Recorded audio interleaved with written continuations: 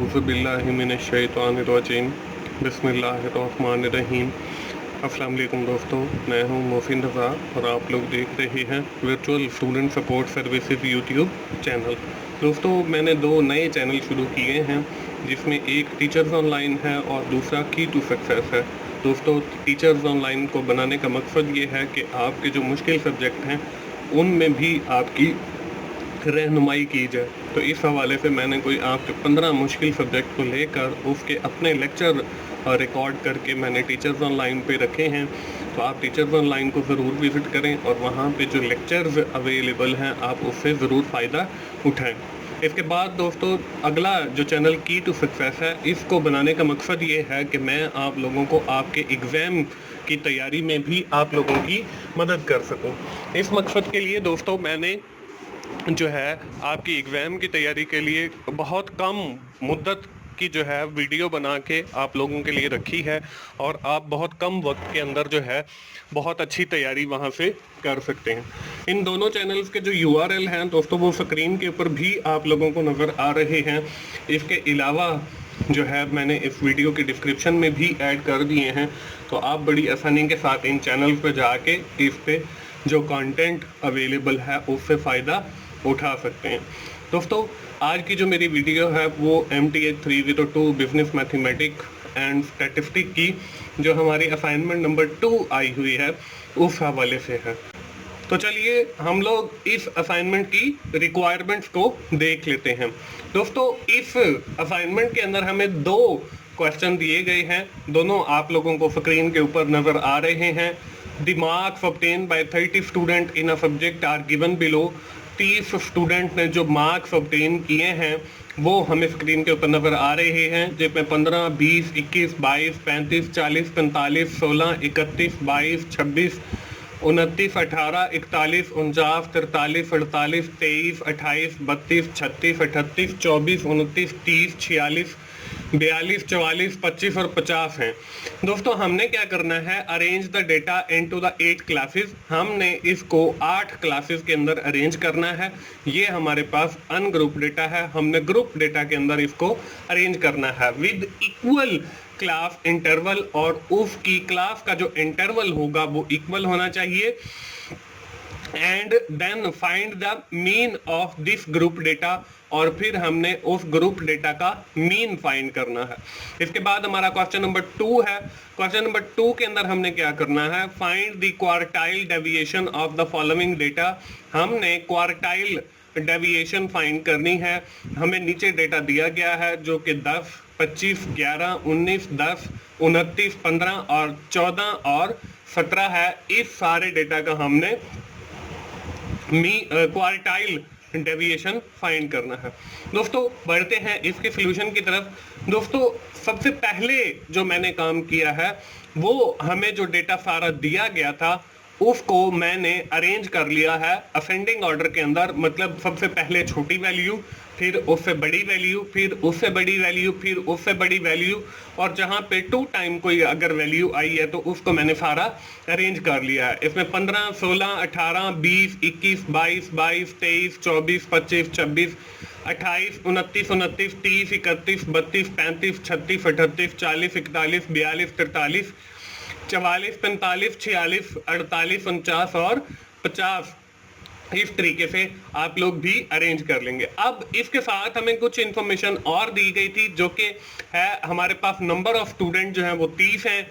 इसके बाद हमारे पास जो नंबर ऑफ क्लासेस हैं वो हमने 8 बनानी है। इसके बाद हमने सबसे जो समझ लें कि बड़ी वैल्यू है वो हमारे पास 50 है। आपको एंड पे भी नजर आ रहा होगा हमारे पास 50 है, और जो हमारे पास सबसे छोटी वैल्यू है वो हमारे पास 15 है।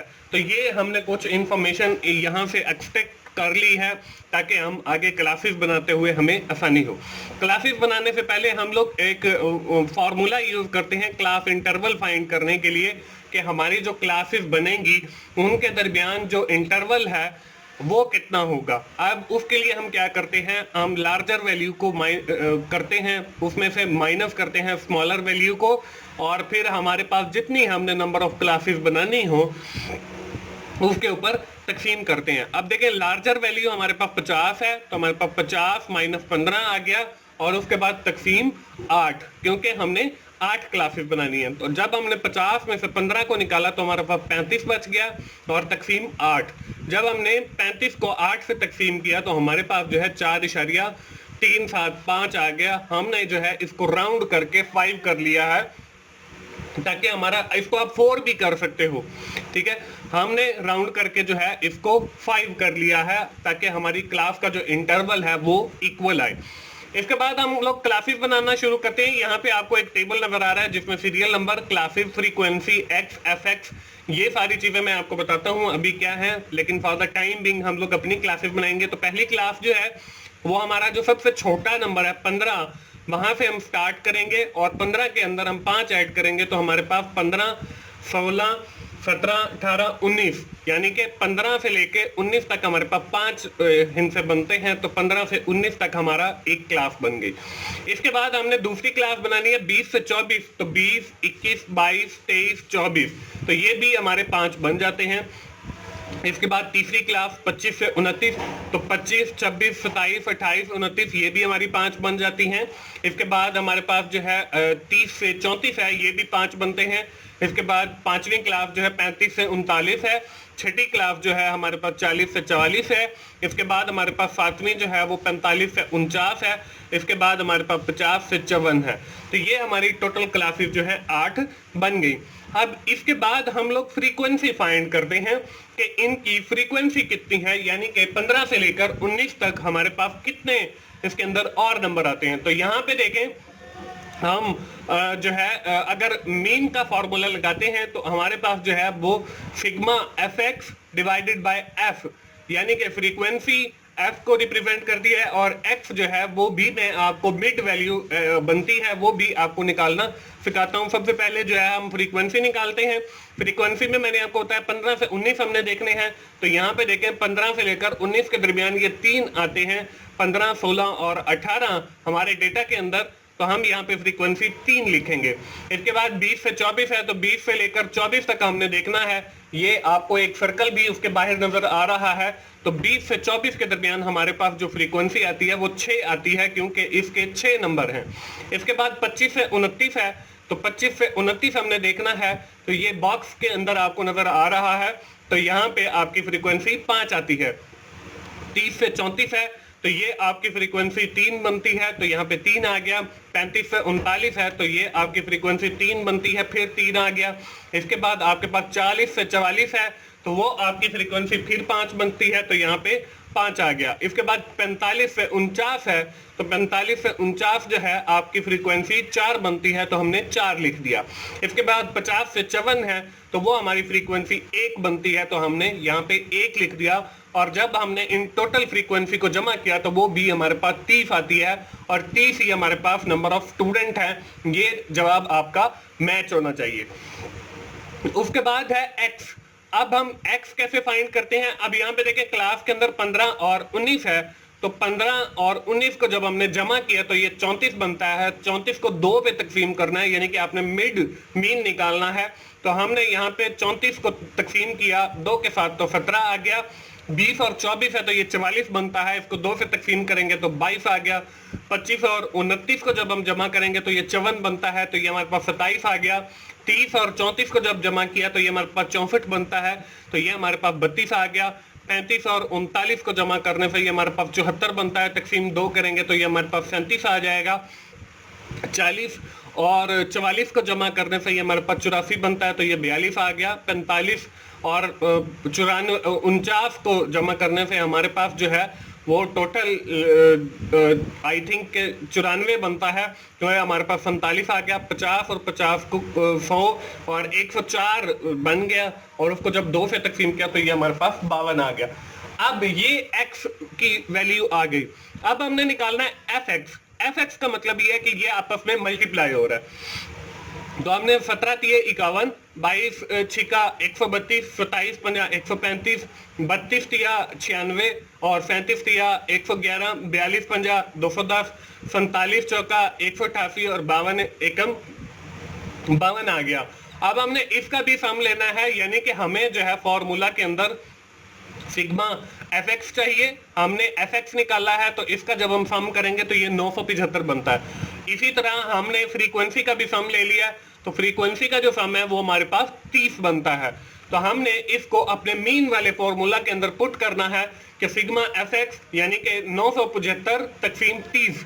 तो जब हमने 975 को तकसीम 30 किया तो हमारे पास जो जवाब है वो 35.5 बनता है, और ये हमारा मीन वैल्यू है। तो दोस्तों इस तरीके से हमारा जो क्वेश्चन नंबर 1 है वो सॉल्व हो जाएगा। आपने करना क्या है, सबसे पहले आपने अपने डेटा को अरेंज कर लेना है असेंडिंग ऑर्डर के अंदर। उसके बाद आपने एक मैक्सिमम वैल्यू लेनी है, फिर आपने मिनिमम वैल्यू लेनी है, मैक्सिमम में से मिनिमम वैल्यू माइनस कर देनी है, उसको 8 से तकसीम करना है क्योंकि हमारी नंबर ऑफ क्लासेस जो है वो 8 है। फिर आपने उसको राउंड किया 5 के साथ, 4 के साथ भी कर सकते हैं।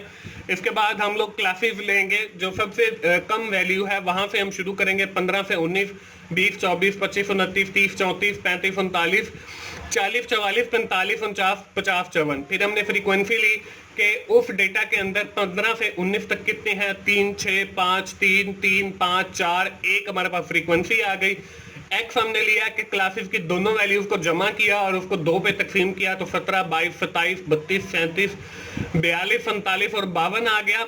एफ एक्स लेने के लिए हम दोनों वैल्यूज को आपस में मल्टीप्लाई करेंगे, तो 17 दिए 51, 22 छिका 132, 27 पन्या 135, 96, 111, 210, 188 और 52 आ गया। हमने अपने मीन वाले फॉर्मूला के अंदर वैल्यूज को पुट किया, सिग्मा एफ एक्स हमारे पास 975 आया है वो लिखा, और सिग्मा एफ जो है हमारे पास 30 आया वो लिखा, तो हमारे पास जो मीन है वो 35 आ गया। इस तरीके से हमारी इस असाइनमेंट का जो क्वेश्चन नंबर 1 है वो सॉल्व हो जाता है। दोस्तों मैं आपको फिर बताता चलूं कि टीचर्स ऑनलाइन और की टू सक्सेस को जरूर विजिट करें। टीचर्स ऑनलाइन पे मेरे अपने लेक्चर्स अवेलेबल हैं, और की टू सक्सेस के ऊपर आपकी एग्जाम की तैयारी से के हवाले से मैंने मटेरियल अपलोड किया है।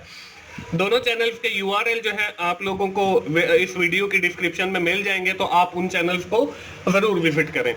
यहाँ पे हमारा क्वेश्चन नंबर 2 है, इसका हमने जो है क्वार्टाइल डेविएशन निकालना है। इसको भी मैंने जो है हमारे पास 10, 25, 11, 19, 10, 29, 15, 14 और 17 है। इसको मैंने अरेंज कर लिया। सबसे पहले 10, 10, 11, 14, 15, 17, 19, 25 और 29 ये मेरे पास अरेंज हो गया। अब हमारे पास टोटल नंबर जो है वो 9 है। अब हमारे पास जो क्वार्टाइल डेविएशन निकालने का फॉर्मूला है वो ये है कि Q3 minus Q1 divided by 2। तो इस फॉर्मूला के लिए हमें क्वार्टाइल की जरूरत है, तो क्वार्टाइल हम सबसे पहले नहीं फाइंड करेंगे। तो क्वार्टाइल हमने अगर 1 फाइंड करना है उसकी सबसे पहले हम पोजीशन निकालेंगे। पोजीशन निकालने के लिए n+1 डिवाइडेड बाय 4। 4 जो है that is represent the quartile, यानी कि चौथा हिस्सा होता है क्वार्टाइल। तो n जमा 1 डिवाइडेड बाय 4 आ गया। n जो है वो नंबर है वो हमारे पास 9 है, तो हमने 9 + 1 10 हो गया डिवाइडेड बाय 4, तो हमारे पास 2.5 वैल्यू आ गई। यानी कि हमारे पास तकरीबन ये देखें दूसरी और तीसरी वैल्यू के दरमियान में हमारा क्वार्टाइल 1 आएगा। तो यहाँ पे 2.5 आ गया। तो हमारे पास देखें 2 की जो वैल्यू है वो कंप्लीट है और आगे 0.5 है। तो हम जो है यहाँ पे देखें Q1 अगर निकालते हैं तो इक्वल सेकेंड वैल्यू जमा 0.5 multiply by third value minus second value करेंगे। तो हमारे पास सेकेंड वैल्यू जो है वो 10 है और जमा 0.5, ये वही 0.5 है जो 0.5 बाद में आया हुआ है, और उसको मल्टीप्लाई किया। थर्ड वैल्यू हमारी 11 है और माइनस करेंगे सेकंड वैल्यू, वो हमारे पास 10 है। तो जब हमने ये किया तो 10 प्लस 0.5 और 11 में से 10 गया तो 1 आ गया। जब हमने इसको इसके साथ मल्टीप्लाई किया तो वो 0.5 ही रहेगा। तो हमारी जो आंसर आया है Q1 का वो हमारे पास 10.5 है। इसी तरह हमने क्वार्टाइल 3 फाइंड करना है। क्वार्टाइल 3 फाइंड करने के लिए सबसे पहले हम Q3 की पोजीशन फाइंड करेंगे। उसको फाइंड करने का फॉर्मूला वही है n+1 और डिवाइडेड बाय 4, लेकिन उसके साथ आपने उसको मल्टीप्लाई करना है 3 के साथ। सिर्फ यही है, अगर आपने 2 है तो 2 के साथ, अगर 4 है तो 4 के साथ। तो यहाँ पे जो है हम वही करते हैं 3 × 9 + 1 डिवाइडेड बाय 4। तो आगे जो है हमने 9 और 1 को जमा किया, 10 बन गया। 10 को हमने तकसीम किया 4 के साथ, तो जो जवाब आया 2.5 उसको हमने तकसीम ज़रब दिया 3 के साथ, तो हमारे पास जो जवाब है 7.5 आ गया। तो इसका मतलब ये है कि 7th और 8th वैल्यू, तो यहाँ पे देखें 7th और 8th वैल्यू जो है वो हमारे पास ये 19 और 25 बनती है। तो इसका मतलब ये है कि हमारे पास जो Q3 की वैल्यू आएगी वो इन दोनों के दरमियान आएगी।